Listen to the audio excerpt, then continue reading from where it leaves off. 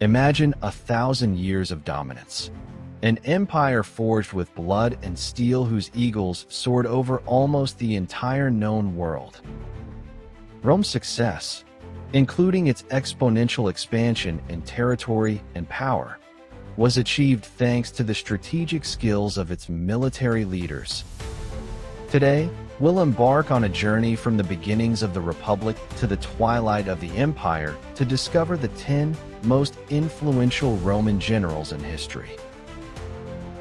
Before we dive in, subscribe and turn on notifications so you don't miss a single episode that uncovers history's most fascinating stories.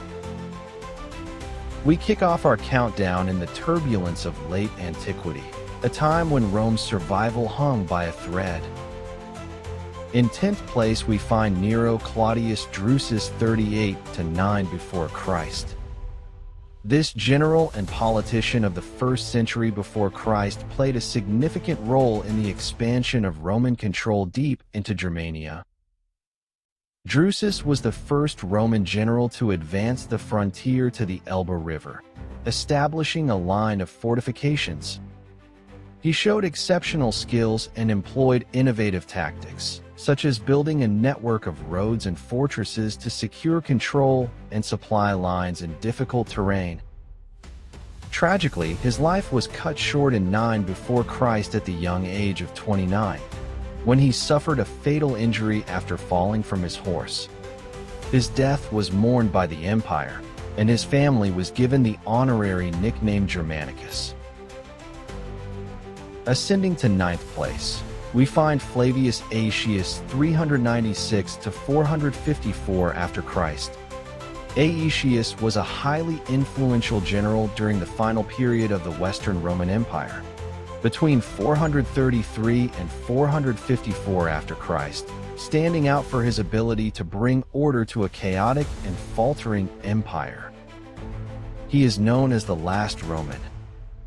His military genius was nurtured by a unique advantage. He spent part of his youth as a diplomatic hostage among the Huns, familiarizing himself with their customs and military tactics. His most notable feat, which earned him great prestige, was the Battle of the Catalaunian Plains in 451 after Christ.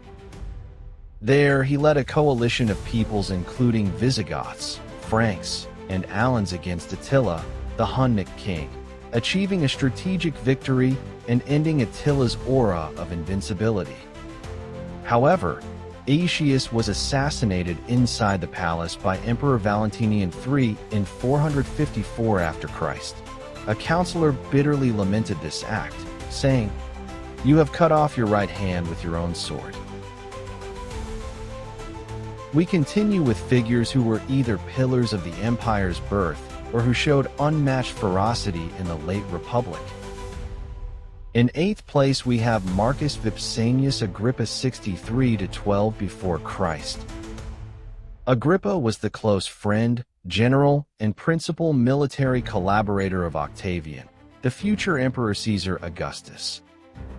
His genius stood out at sea, where he led the Roman fleet and was responsible for Octavian's military successes, including the naval victory at the Battle of Actium against Mark Antony and Cleopatra VII. Agrippa built the Portus Julius Harbor, which was key to defeating Sextus Pompey's fleet in the battles of Mylae and Naulochus. For his services, he received a naval crown, an unprecedented decoration. He was also known for his civic responsibilities, coordinating repairs to Rome's hydraulic systems, renovating the Aqua Marcia aqueduct, and improving streets and buildings, thus helping Rome transform from a city of brick to one of marble.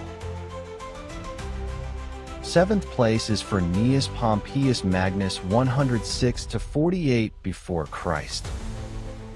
Pompey the Great was a general of the Roman Republic during its last chaotic decades.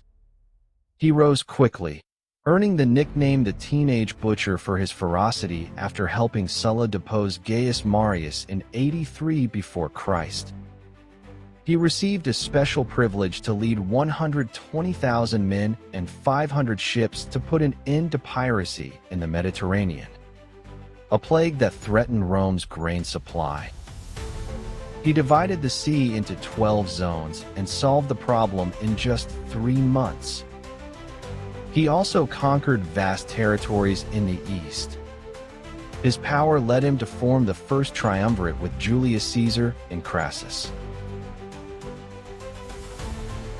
In sixth place is Lucius Cornelius Sulla Felix 138 to 78 before Christ. Although of noble origin, his family was not wealthy or influential, but he managed to rise among the military and political elite. Sulla distinguished himself in the Jugurthine War against Numidia, managing to capture King Jugurtha by negotiating with the king of Mauritania, achieving a bloodless end to the conflict. This act earned him great praise in the Senate. Sulla is infamously famous for being the first general to march on Rome with his own army, breaking an ancient taboo and setting a terrible precedent. He did so twice, and after the second time, in 82 before Christ, the Senate named him dictator with unlimited power. This section honors the generals whose victories were crucial for Rome's survival and those who changed the very structure of the army. In fifth place, we travel to Constantinople with Flavius Belisarius 505 to 565 after Christ. He was the most famous general of the Eastern Roman Empire and the main military protagonist of Justinian I's Recuperatio Imperii program. Belisarius managed to reconquer much of the Western Empire, which had been lost for almost a century. Despite often receiving little to no support from Justinian, he achieved incredible victories. With a small army around 15,000 to 17,000 men, he conquered the Vandal kingdom of North Africa in just 9 months. He also defeated the Sasanian Persians at Dara and conquered a large part of Italy during the Gothic War, recovering Rome and resisting an epic siege. For all this, he is often cited as one of the last Romans.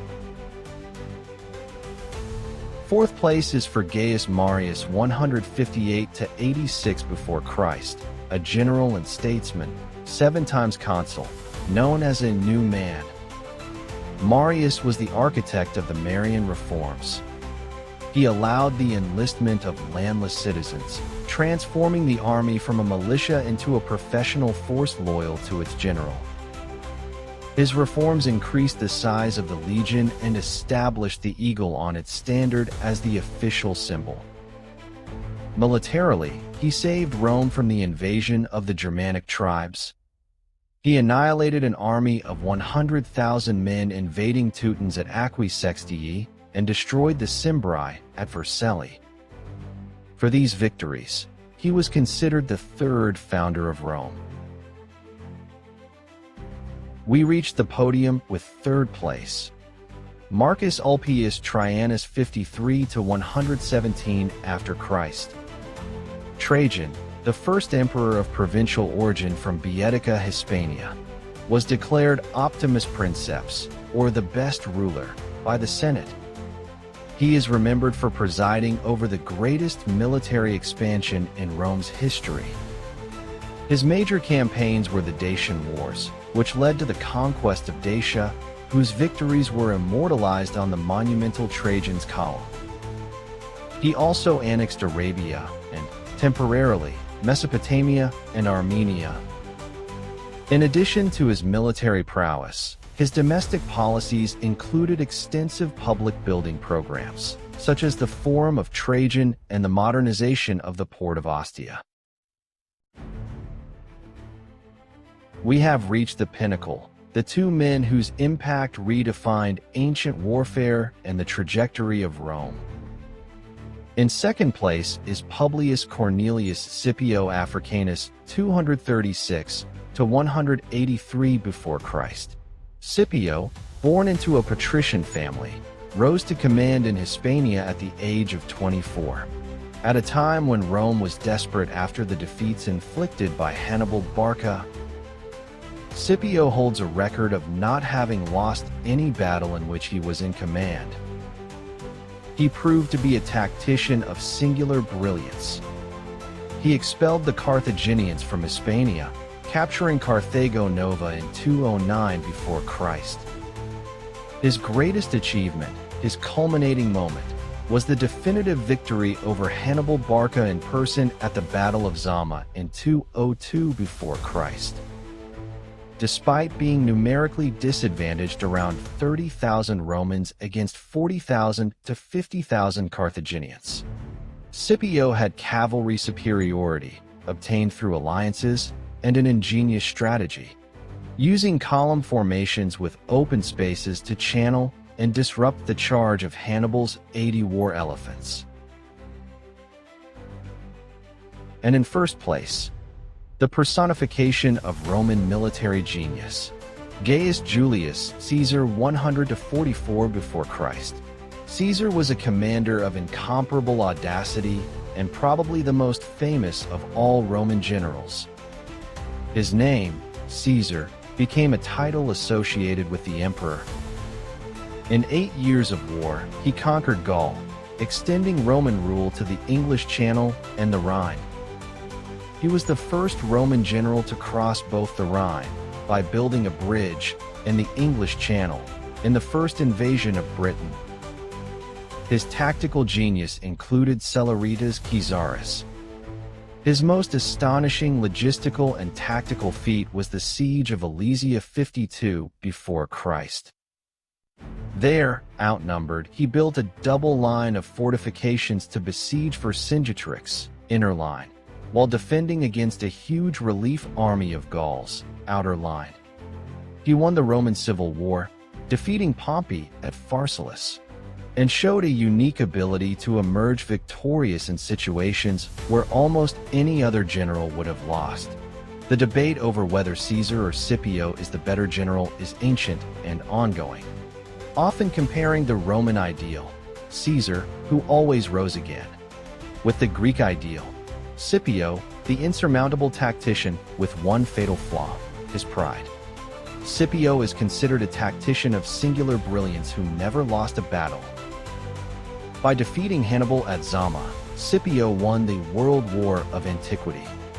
Caesar, on the other hand, is admired for his energy, political and leadership ability, superb strategic mastery, and for conquering more territory than any previous Roman.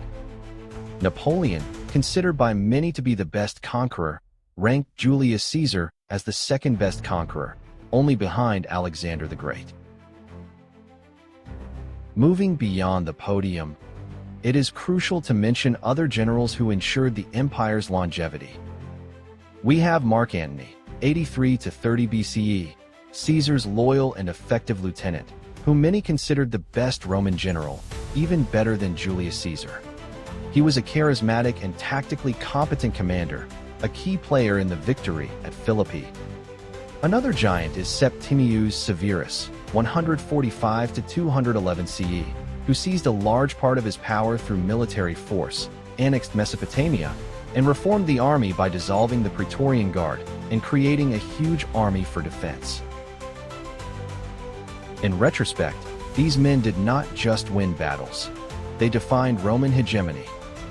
Their legacy is based on strategy, discipline, and the ability to transform, laying the foundations of the professional army with the Marian reforms of Gaius Marius. Borders were expanded and provinces prospered under their leadership, ensuring Roman supremacy in the Mediterranean. Roman history is vast, and the debate over who is the greatest general is eternal. Do you agree with our ranking?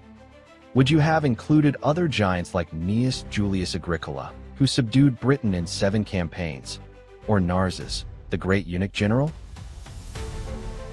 Let us know your opinion, your candidate, and your arguments in the comments. If this journey through Roman military audacity and strategy seemed epic to you, don't forget to like, subscribe to the channel, and hit the notification bell so you don't miss our next historical analyses. Thanks for joining us, and see you next time.